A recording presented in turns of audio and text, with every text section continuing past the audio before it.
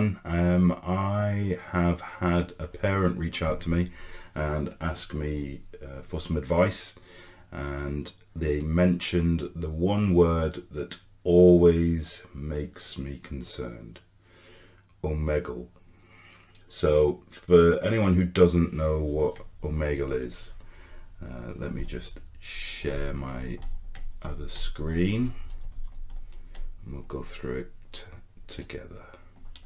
So this is the website for Omegle. They used to have an app in the past. Now there is no official associated app, but it's accessed through the website, and there are lots and lots of third-party apps out there that are linked to it, and they all have the word Omegle in them. So look for that on your kids' devices. Look to see if they've been visiting the site. Have a chat with them about it to find out, if they've been going to it and what's been happening. And the reason I sound the way I do when I'm talking about Omegle is it's basically a porn site, and there's no other way around it. That's effectively, they can call it what they like. They can say that they're a chat platform, a social media platform. It's a porn site.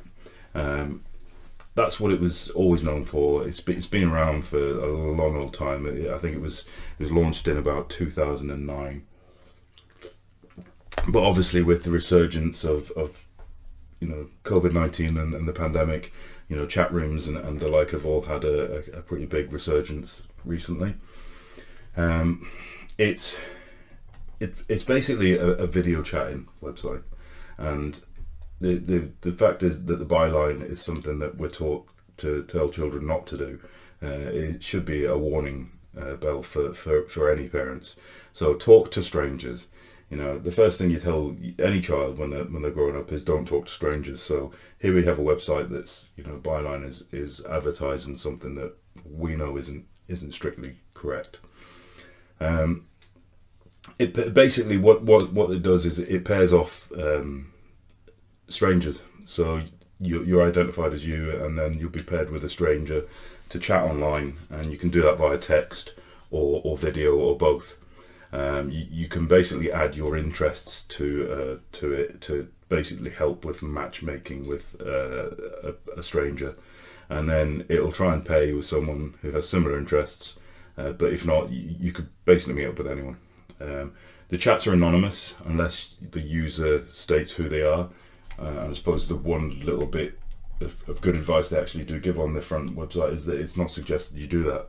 Well, of course it's not. You don't give your details away to strangers in the same way you shouldn't be talking to them in the first place, especially if you're a kid.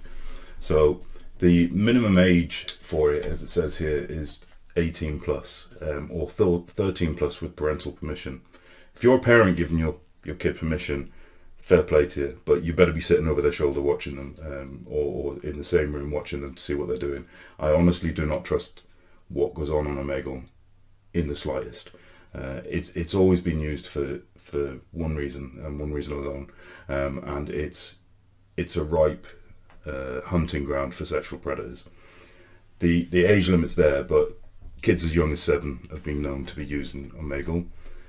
They use it in conjunction with TikTok accounts, so they basically come onto Omegle, do whatever they do on Omegle to bring in followers and stuff, and then they go back to TikTok, creating a surge on the platform to go there to follow them and interact with them there. It doesn't it doesn't have a great moderation policy in place either. There's basically, I'll come on to it in a minute. There's like 3 different kinds of moderation on there, but there's no age verification that takes place. It does say there on its front page about the fact that predators have been known to use Omegle, so please be careful. Well, thanks for that, but we need to be more forceful than that. The fact is that predators are on there. They do use it because they know children are using it, and they'll use it as a way of trying to get details to carry on the conversation elsewhere with the kid. Be careful with it is what I'm saying, and I wouldn't normally be this forward about my advice, but for this one, it's one that I have seen in my previous job. It's one that I have seen images from too many times, without detail. It's images that are not nice. It's images that have led to further abuse, and it's not what your kid should be on.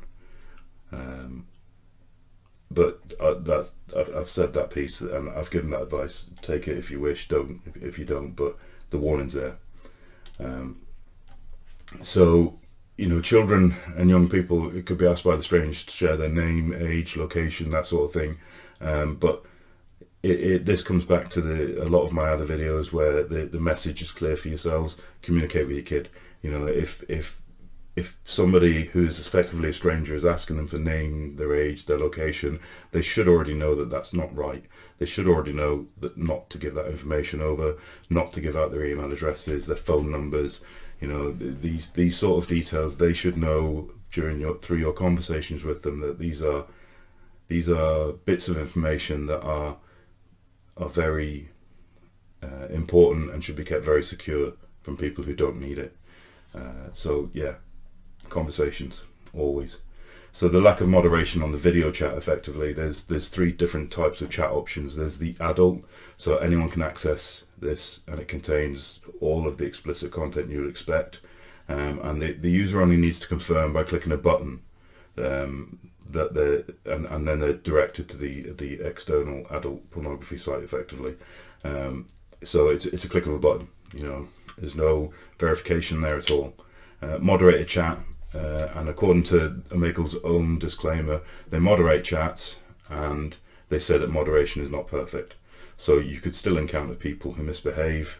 However, it doesn't state how they do this, how effectively it's done, or how frequently. So as far as I'm concerned, it's not moderated.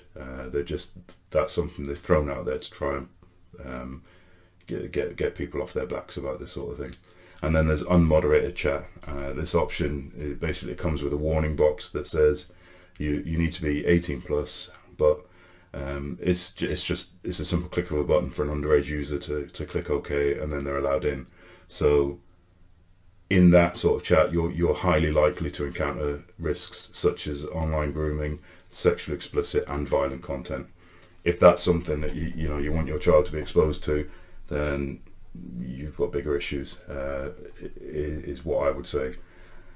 The anonymous text chat. The text chat has a spy function, so that lets users can be the spy and log on as a hidden third party in a text chat between 2 people. The spy can then ask the other 2 users to discuss a particular topic or question and view their replies. Alternatively, a user can be the participant and discuss the question with another user. A spy can exit without ending the chat between the 2 users. This is a feature. This is different horses, different courses. Some people are into all sorts of stuff, but not something that children should be exposed to, in my honest opinion. Parental controls, non-existent, effectively. They say that they monitor conversations, and they say that the video is monitored and to keep it clean, but children, young people visiting this section are likely to encounter numerous other users engaging in at the very least sexually explicit chat, putting them at risk of exposure to that sort of thing. There's no instructions on how a user can report other users or content. So that's something that I've not been able to find in the research I've done, and other organisations who have a vested interest in child safety have not been able to find this, even though the disclaimer advises users that they can. There's no block or mute feature, and there's just not a very robust system in place to monitor these kind of things. That's where you need to take a step back and look at parental controls on your router, or using software such as Sophos Home, so you can try to take it back a layer and put those those safeguards in place in a different location.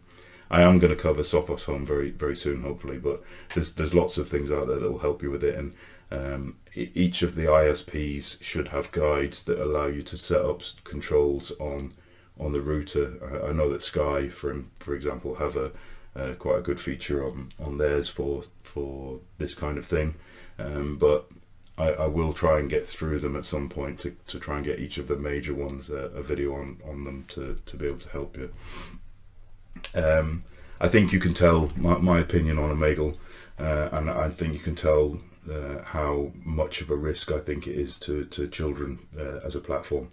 So I would say that it comes back to all of the previous things I've said about have those regular conversations with your children so that they know what's right and what's wrong, and what they should be speaking to you about if something happens, if someone asks them for those bits of information that they shouldn't be giving out.